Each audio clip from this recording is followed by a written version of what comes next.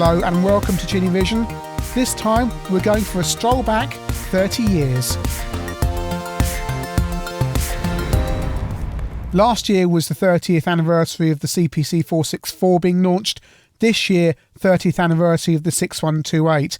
Now, a bit about my personal computing history. The first computer game I ever played was Harrier Attack on the kid of the guy who owned the shop next doors to my parents, CPC 464, which they had brought him down to the back of the shop to keep him occupied. It was mid-1985. I went in and saw what I believe to be the first home computer game I'd ever seen, Harrier Attack, running on this machine. And it was amazing. It was like an arcade game, but you could have it at home. The graphics seemed colourful and smooth. I know that seems like a joke now when we look at it, but I played this game and I was just absolutely gobsmacked. So, as the year went past, I got to play on the CPC from time to time. When his parents brought him plus the computer down to their shop, I'd go in and play it in the back room. And we played games like Chiller, Harrier Attack, Ghostbusters I think he had as well. And this computer seemed amazing. Obviously, my father was taking note of this because Christmas Day 1985, to which we're coming up to the 30th anniversary of, we opened our presents as normal, and then suddenly this massive box came out from behind the chair he used to sit on, and accompanied by a smaller box, and it was a computer. It wasn't a computer for me, it was a computer for the family. It was a CPC 6128 with colour monitor. What would have been a significant amount of money in 1985, £399, closer to £1,000 in 2015 money. So this was a serious bit of kit. We still think of the CPC as costing $199 for a green screen 464, $399 for a colour 6128. Back then, this was a serious bit of kit. This was expensive. Now, the reason my dad had settled on a 6128 was not only because the guy who ran the shop next door had bought one for his son, but one of my dad's drinking mates, David, who was an aircraft designer, I believe, had a 464 with 2 disk drives and everything you could possibly imagine. This guy was obviously earning a few quid. We'd gone round to his house after we got the CPC, and he had this thing set up in his spare bedroom. The CPC against one wall with twin disk drives. It was a 464 he had, with twin disk drives, colour monitor, printer, and he had every game and every utility under the sun. Now, we didn't initially get the CPC out on Christmas Day. About 11 o'clock, there was a knock on the door, and it was David. And he had come round to help us set up the CPC. But not only that, he had 3 discs with him that contained loads and loads of games. Mainly Amsoft games, quite a few typing games as well, and he put a menu system on these discs that I'm showing here that come from computing with the Amstrads. So all you had to do was type run menu, and you got this menu up of all these games. In terms of 1985, this guy knew his stuff, and he actually got all these games. He'd ripped them from tape, put them onto floppy, and then done a menu system on it. It was absolutely brilliant. He got us up and running with the CPC, and the first game he loaded up was one for me to try, and it was called Paratrooper, and I had to track this down with the thanks of the people on the CPC Wiki forum. A very, very simple game. All you had to do was jump from the plane by pressing space, and as we see here we go, jump, press space again, the parachute opens, we've got to land on the target, and I've missed. And, right, there's no wind, so I should just drop down.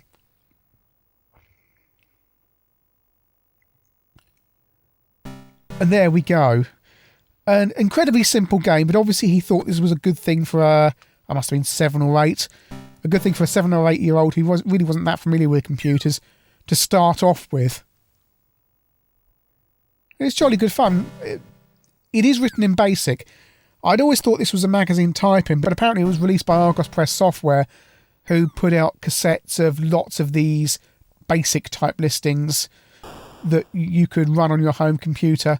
But also, if you press break, you could get into the listing, and I used to enjoy hacking around with the listing for this game, just changing the little characters on the screen there. This game's about 8K, by the way, so hardly pushing the CPC to its limits, and hardly the kind of quality that I'd already seen on my friend's 464.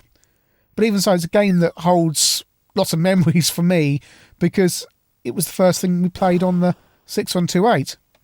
Now, my dad had bought the computer from the Amstrad dealer in town. In fact, I think at the time there were only 2 shops in town that sold computers. It was either Tandy or there was our local computer centre, who were an Amstrad dealer.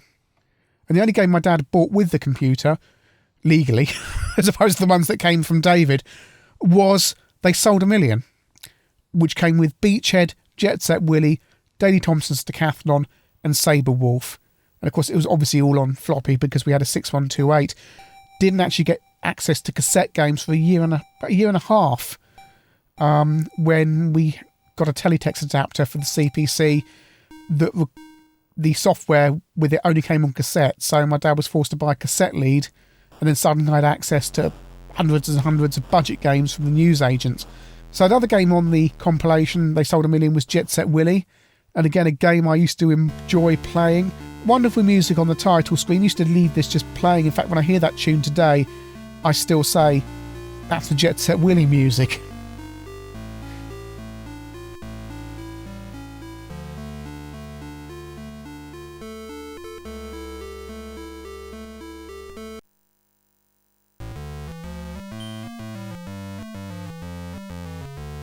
Pyjama Rama was another game on these discs, and I've just tried to play this for the first time in years and years and years, and I can't get anywhere in it. I used to play this with my friend Duncan, who had the 464. We used to be able to get the rocket ship and go to the moon section and get quite far in this game, but I'm playing it here, and really I can't remember what any of these objects do. And today the game seems ludicrously hard and unforgiving, but the games back then were ludicrously hard and unforgiving. Interesting thing about Pyjama Rama as well is it's done in mode naught. It looks a bit like a Spectrum port, but in actual fact it's full 16 colours. Lots and lots of games on the disc, too many to go through them all, because look at a few more. One of them was Haunted Hedges, a game that would be familiar to Spectrum owners. Always like this menu screen here, just this font. I'm quite easily pleased. And the 3D look of this looked quite futuristic and nice and high res, but the game is fairly terrible. It's a Pac-Man clone, except the ghosts don't really have the same intelligence as the Pac-Man ghosts, or at least, well, they're more vicious. They come straight for you, basically. This is one of the early Amsoft titles. It's probably programmed in BASIC. It's very simple, very crude. Didn't really play it that much, it must be said. Spannerman was another game on the disc, made by the early CPC stalwarts Gem Software on the Amsoft label. Most of these games were Amsoft, as was Pyjama Rama, or at least was released by Amsoft on the CPC. Spannerman, you're in a nuclear reactor, that's right, which is flooding, and you have to go in and plug all the leaks with your spanner. Meanwhile, the roof's falling on you and there's radioactive rats running around. It's a fairly basic game. It's got some nice ideas. You've got a limited oxygen supply for when you go under the water. It's a little bit fiddly, it has to be said. Nice idea. I've got to say, as a kid, I didn't enjoy it too much. I didn't like the pressure. I didn't like the pressure of the game with the rising water and the rats running around. I like games you explored more, like Set Willy and the rolling games as well, where there wasn't a time pressure to make you hurry up. And Roland in Space was one of my absolute favourite games, with all the levels and all the exploring that you could do. It's like the odd scrolling where you have to use the cursor keys if you want to see beyond the edge of the screen there. So that's how it normally scrolls, and I use the cursor keys and I can scroll around to see more of the screen and see what's ahead. Roland in Space is an incredibly unforgiving game, but one I used to enjoy exploring. Now, Sultans Maze, a game that used to terrify me, one of the free games that came with the 464. It's written entirely in BASIC, which we'll see later, but it's actually not too slow. Not as slow as I remember it. I used to think this game was really annoying. What you have to do is you go around the maze, avoiding the ghost, which is haunting the maze that you can see there, whilst picking up the diamonds. You only get a limited amount of time to look at the map. In fact, you lose energy when you look at the map. So it's a game of memory, really, having to remember where you've got to go. It seemed like the screen took an age to draw when I was a kid. And we talk about frame rates in 3D games today. I mean, look at the state of this. Actual fact, this is lots faster than I remember it. And this is running on a real 6128, so there's no speeding it up on emulation. I want to go have a look at this ghost to see the most terrifying thing you could ever see on an Amstrad computer in 1985. The face of the ghost as it came after you.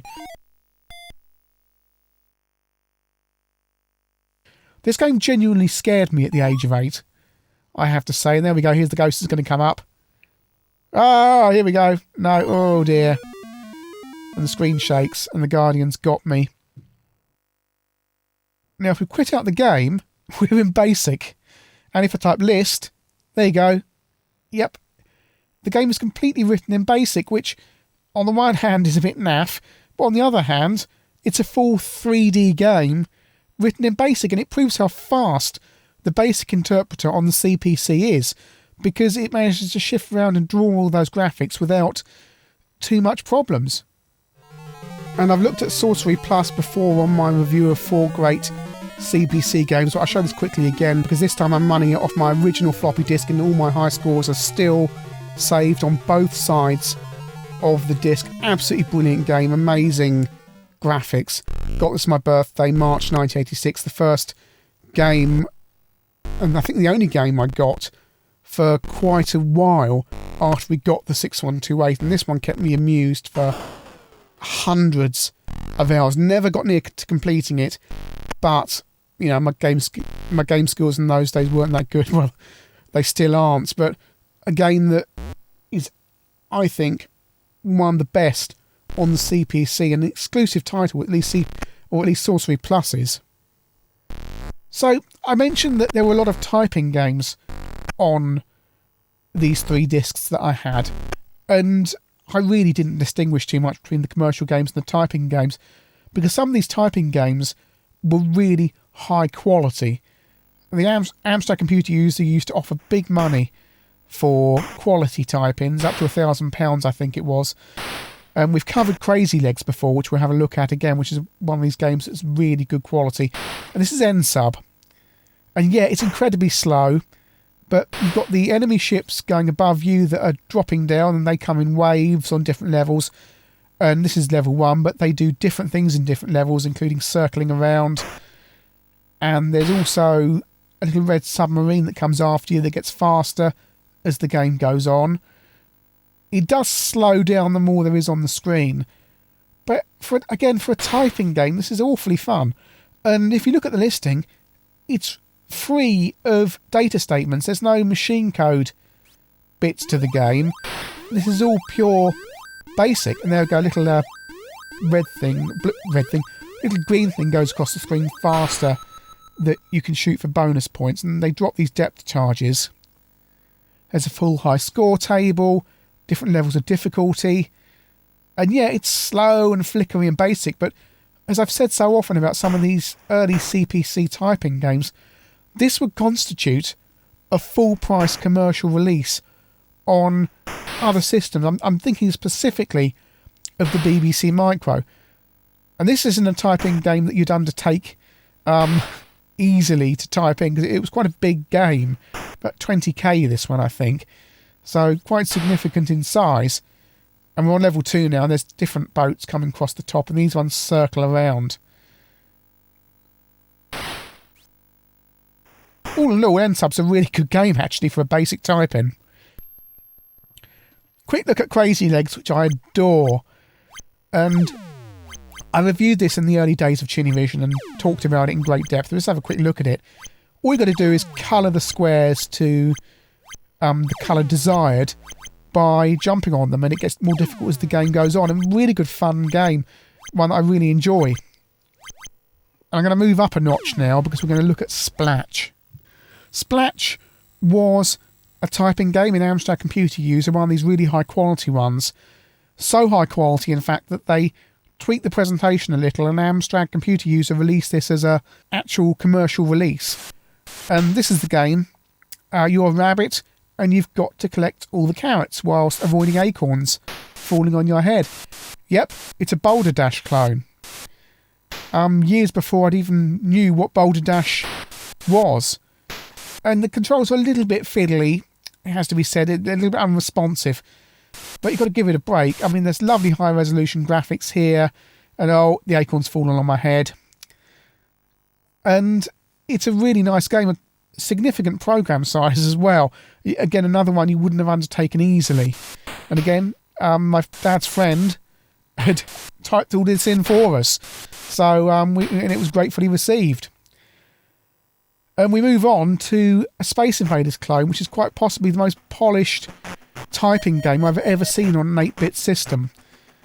This was, I believe, came with your computer, a type-in. It's only about 8K, has to be said, and a lot of it is data statements, i.e. machine code. But look at this. Look at it. The CPC doesn't have sprite hardware or anything like that, and it's throwing all this stuff around from stuff you type in BASIC. Yes, there are big data statements to type in, and there's the listing. That's what it looked like, 8K in size, as I said. But this is a budget game. This is budget quality, as far as I'm concerned. I played this game so much. The version I've downloaded is Spanish. Someone's translated it into Spanish. But Jay Charlesworth has done a really good job here. It's just an amazing Space Invaders clone that actually is of higher quality of some of the budget Space Invader releases that I've seen on the CPC. It's an absolutely gorgeous game, and I bet if I hadn't said this was a typing game, you would have just assumed that it was a commercial release. So what was the first game that we typed in at home? Well, the CPC came with an excellent user's manual, and the CPC 61281 is the pinnacle of that. It's absolutely brilliant. It's the best manual for any computer that's ever been made. It's simple as that. I've read the BBC Micro one. It's good. Amstrad really went to town with the CPC's manual. It's quite superb. It's not a manual. It's a foundation course in computing, and the foundation course in the CPC. The 6128, of course, came with CPM, and the manual contained all the instructions for that, as well as Logo, which ran under CPM, and it has all the instructions for that as well. And it also had at the back a load of typing games, including Breakout. And again, I appear to have downloaded a Spanish version. Very simple Breakout clone, and about 3K. I think my dad typed this in. He did go through a phase of typing in games, and I typed in a few games as well. And yeah, it's incredibly basic. It's using UDGs for the sprites. It's jerky, very, very basic, but playable little game. And to think that you'd actually program this in yourself, typing it in, felt like quite an achievement. And speaking of the CPC's manual and the basic, I better show the first program I ever typed in on my CPC. And we're going to do this real time, so typing auto to bring auto and line numbering up. And this little, I'm not going to say what this program does. Let's see if you can guess from the listing. But Locomotive Basic, you've got Basic 1.1 here on the CPC, is superb. Locomotive drew their inspiration from BBC Basic and gave it more powerful features, including things like being able to window, not windowing in the modern sense, but define text windows, and lots of other functions as well that are really useful. Even things like controlling the joystick from BASIC, you can do that.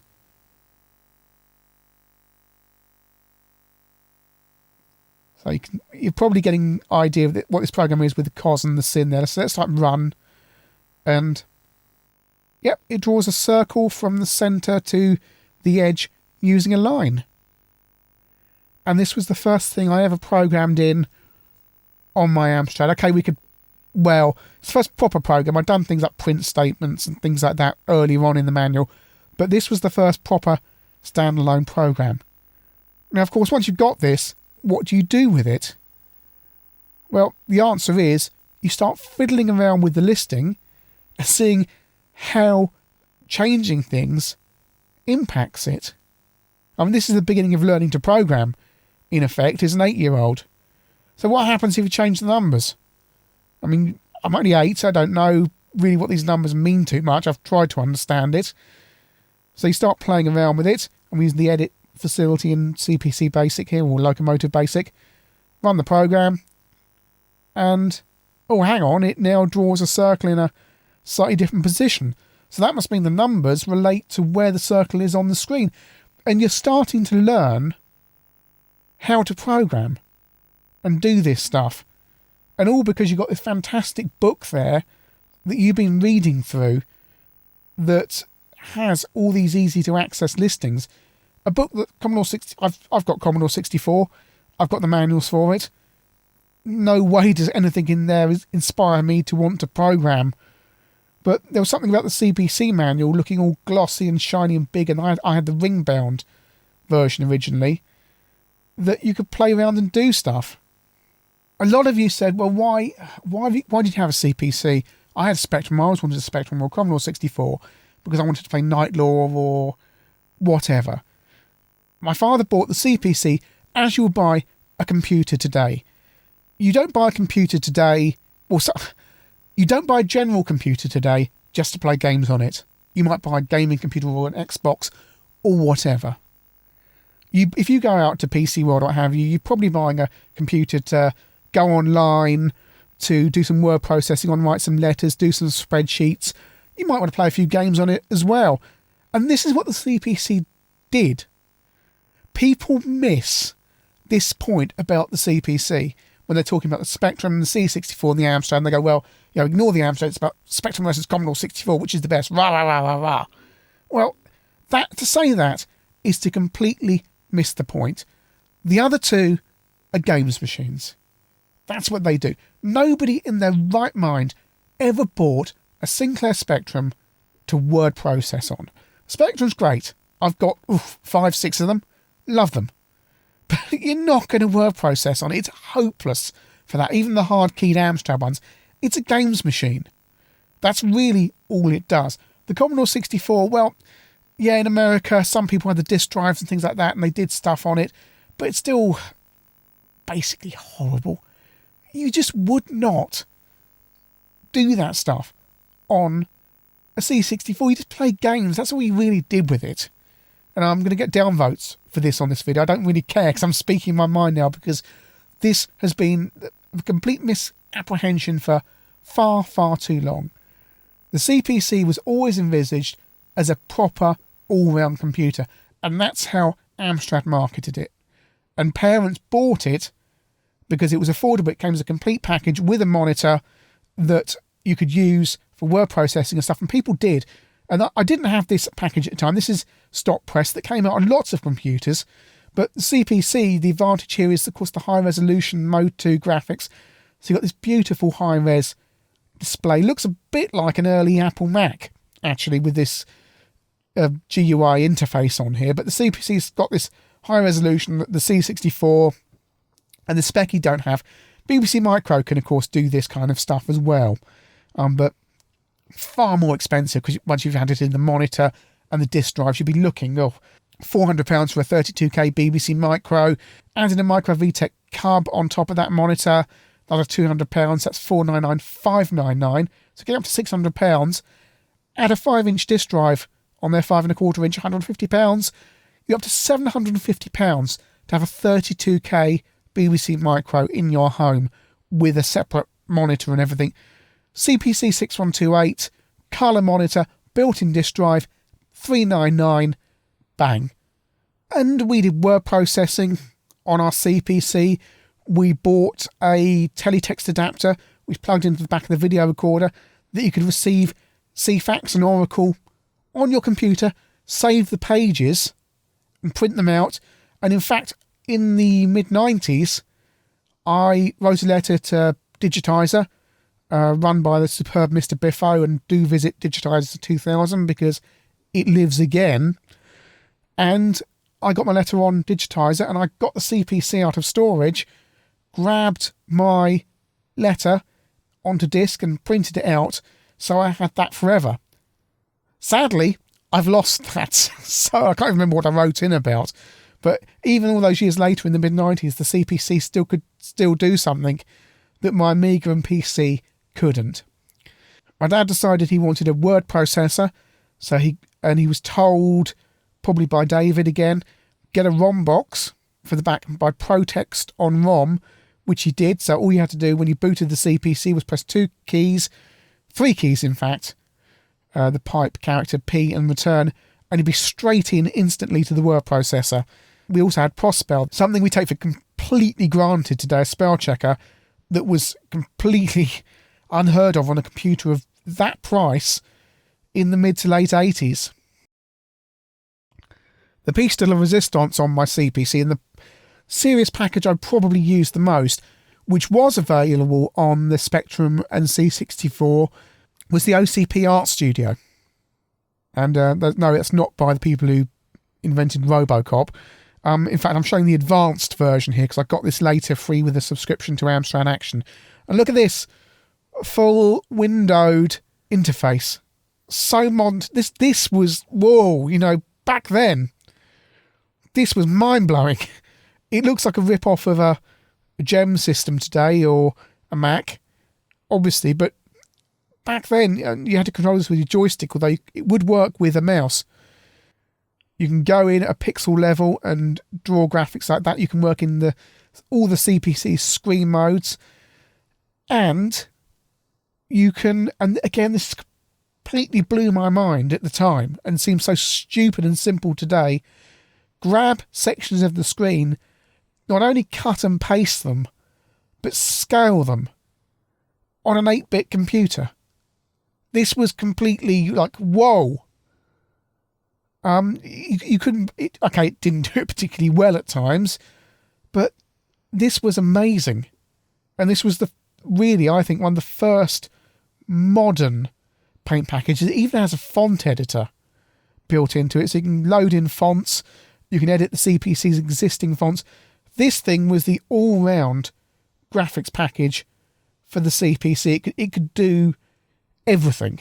And just going back into this again today, I'm just amazed at the things it does that we now take for granted that were completely new at the time. Even things like an undo feature. Again, that was this was the first thing I'd ever seen that had this undo thing. You could go, if you did something, it didn't matter. You could go back. And this thing was magic, and it just, going through it again today, just reminds you how genuinely advanced this was for an 8-bit art package. So after talking about the serious software and boring you all to death, let's talk about some of the games I had. Nearly all of my Amstrad games, 99% of them were originals, aside from those 3 discs we got on Christmas Day 1985. I liked having the boxes, I liked having the instructions, I liked being able to put them on the shelves and look at them. As with most people, full price games were things you got at Christmas or your birthday. And actually, when we went on holiday as well every year down to Bournemouth, going into the shops down there and going to the Bournemouth Amstrad Centre, which had a fantastic selection of Amstrad games and machines. I think it was the Burlington Arcade. Bournemouth residents will surely correct me on that. Bought games like Lemmings and North and South in there. So good times to be had. Most of my games were budget games. They were the games you bought every few weeks from the newsagents, $1.99, $2.99. We even had a shop open up in town just for a year called Star Software, I think it was. But the owner looked unfortunately like Hitler. So all the local kids actually called the shop Hitler Games. So in any of my school friends, you still mention Hitler Games to them, and they know exactly where you mean. And I was still buying games for my Amstrad even after I got my Amiga as well, because budget games were cheap and stuff would come up on budget. You think, the Addams Family, I'll grab that for $3.99. And in fact, I got my Amiga Christmas 1992, went to Paris on holiday Easter 93, went in the Virgin Megastore in the Champs-Elysees with the intention of probably buying an Amiga game, but I'd almost forgotten that the CPC, having been the #1 machine in France for so long, there were still loads and loads of games on sale, even as late as 1993, in the Virgin Megastore. And I just couldn't resist buying a compilation of 30 games on discs. There were about 5 or 6 discs in this massive box, because it had all of the Durrell games, things like Critical Mass, Saboteur, Turbo Esprit. I thought, I've got to have that. So instead of buying an Amiga game, I actually bought that. And that was the last full price game I bought for my Amstrad.